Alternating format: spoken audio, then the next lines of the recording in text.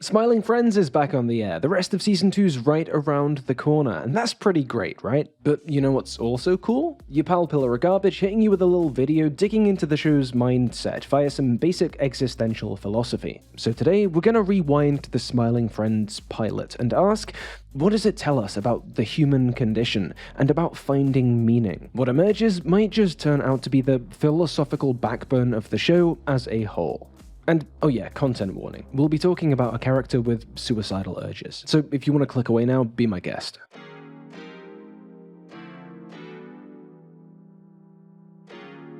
The pilot introduces us to the Smiling Friends, an organization dedicated to making people smile, and we primarily follow two members of this organization, Pim and Charlie, on their quest to cheer people up. In this first episode, the call comes in that somewhere in the city, a mother wants to put a smile on her son's face, and so the Smiling Friends leap into action. But when they get there, it becomes clear that this show isn't going to be as cheery and lighthearted as it had seemed up to this point. Because the guy who needs perking up isn't a little kid, it's a fully grown and suicidally depressed man named Desmond. The rest of the episode sees the joyful Pim and the apathetic Charlie trying to get the job done anyway by taking Desmond to various locations in order to show him the beauty of life, like a family dinner or a theme park.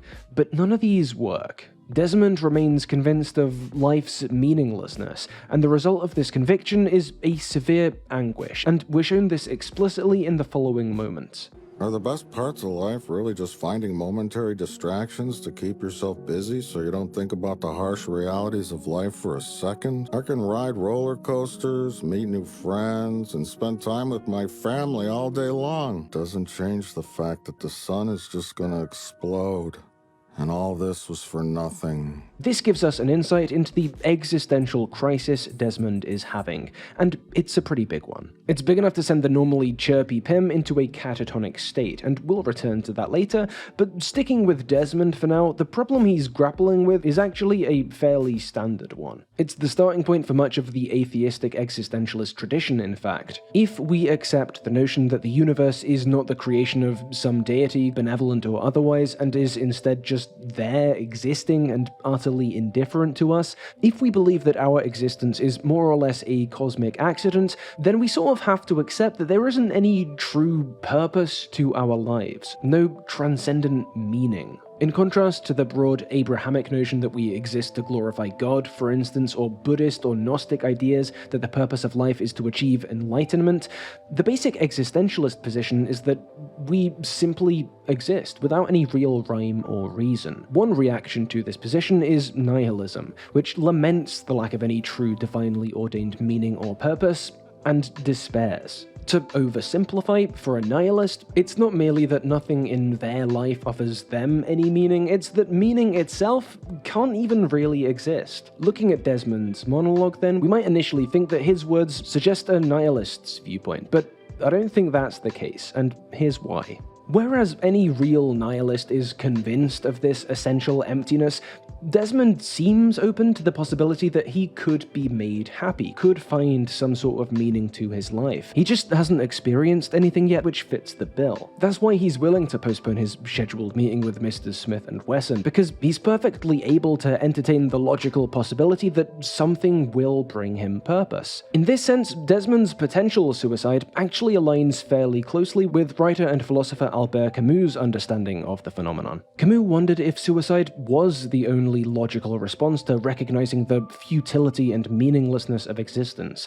But, reassuringly, Camus also thought there was a better way to go about things. Other existentialist philosophers such as Jean-Paul Sartre had made the argument that despite the lack of any inherent meaning in existence, mankind's quest for purpose in spite of this generated a kind of meaning. Camus sort of agreed, but in his opinion, the meaning generated in the search for meaning wasn't true meaning. It was an illusion. It was transient, and he thought that the solid finality of death eventually dispelled the illusion. Despite this, Camus wasn't a nihilist, and believed that the role of the individual was to continue searching for a temporary, transient sense of meaning in life, in the face of an uncaring and random cosmos, all the while being aware that any semblance of meaning we're able to accrue is nullified by death. That can be quite a hard task, near impossible even. That's why Camus referred to facing this dilemma as confronting the absurd, because of the ludicrous difficulty and darkly humorous irony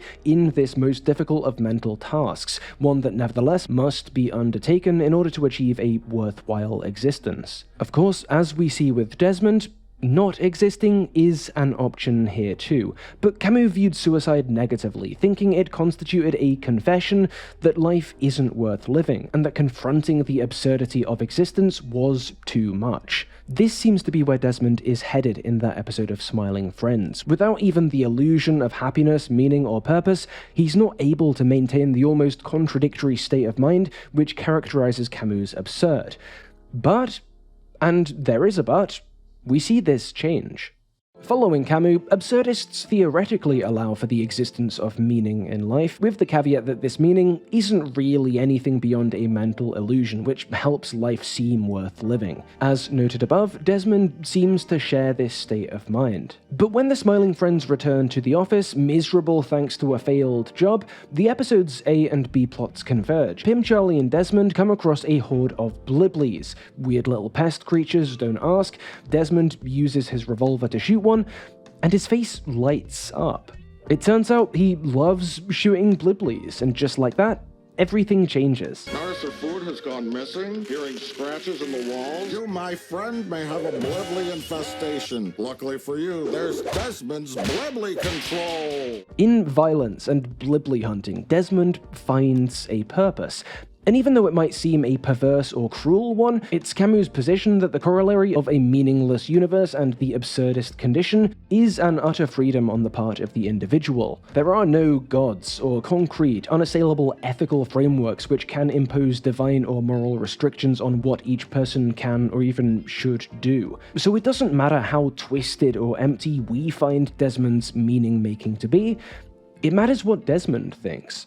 And seemingly, it works for him. You remember the speech, Desmond knows there's still no inherent meaning in the world, but he's able to hold this and his personal meaning, that is, slaughtering little dudes, simultaneously in his head. That's enough to tip the existential scales away from suicide, and from the absurdist's perspective, that's the first step on the pathway to a happy life. So maybe the Smiling Friends did their jobs after all. But speaking of the Smiling Friends themselves, the flip side of the resolution of Desmond's arc is the non-resolution of Pym's. Because, as noted above, Pym's driven to doom and gloom by this cosmic nihilism, as we see him confront the meaninglessness of existence, seemingly for the first time. But this isn't resolved at the episode's end. And I kinda respect that choice. The intentional lack of any tidy resolution to this story is jarring in a good way, and matches the otherwise abrasive aesthetics of the show. But this downer note is also quite interesting philosophically, because it illustrates the flip side of the subjectivity of meaning in an absurdist framework. While people like Desmond can find purpose, or the illusion of purpose in life,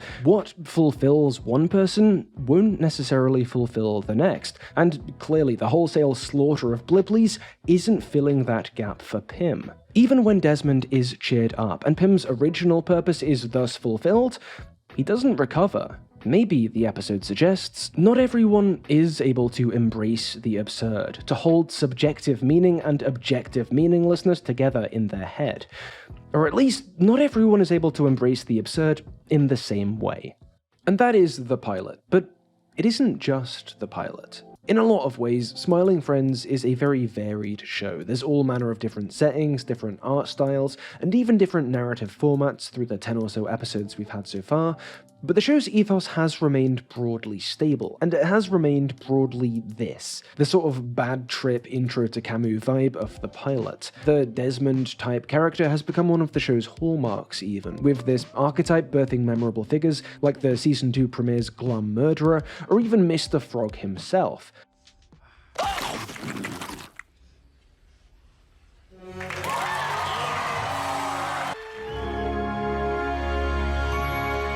Again and again, we find lost, miserable figures like this, people who end up finding purpose in bizarre ways, but end up finding it all the same.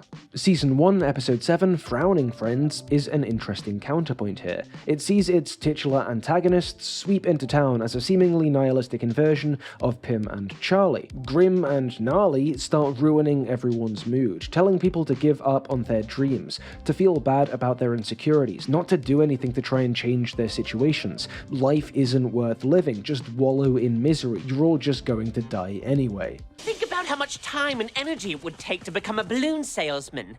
And it doesn't matter because you will die one day. But in the episode's resolution, this frowny facade cracks. The boss, driven wild by the frowny friends, busts onto their balcony with a rifle and Nothing matters because we're all gonna die someday! Hey! No, please don't kill me, please don't, no, I don't wanna die, please don't kill me! immediately this gospel of nihilism falls apart. If nothing matters, why devote yourself to making people miserable? If life's not worth living, why beg for yours? No, the Frowning Friends aren't nihilists, really. They're just narcissists. Hey, wait a minute, man. They don't, think nothing matters at all, man. He was, scared to die and stuff, man. And so, meaning endures.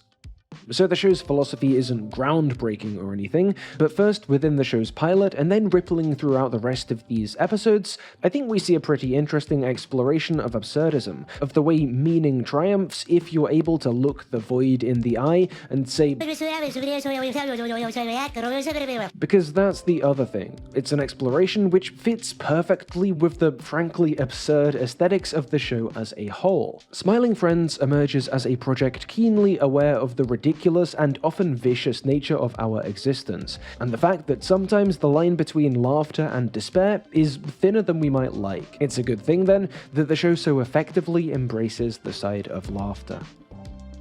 Thanks for watching, hope you liked it. Annihilate that like button like it's a GD Blibly, and why not hit subscribe while you're down there? Help me, your friend, get a little closer to smiling. And hey, if you're a long-time viewer and this has felt a touch familiar, that's because what I've done here is essentially take an old, shoddily put together video that got about 5 views, expand it a bit, and give it a facelift. See, I'm working on a more complex video for later in the month, but I needed something to drop in the meantime, because no videos means no money. If you want to help eliminate the need for a video refurb now and then, do consider joining up on Patreon or with a YouTube membership. Then there can be money even without constant video releases. Feed the algorithm, content for the content. So thanks to everyone doing that already, the names you're seeing on screen, and especially Hanan, Daniel Goldhorn, Karen Kuhlman, Magath, Ryan Emily, Something Capitalism Bad, Thomas R, and Weirdy Beardy, and I'll see you soon.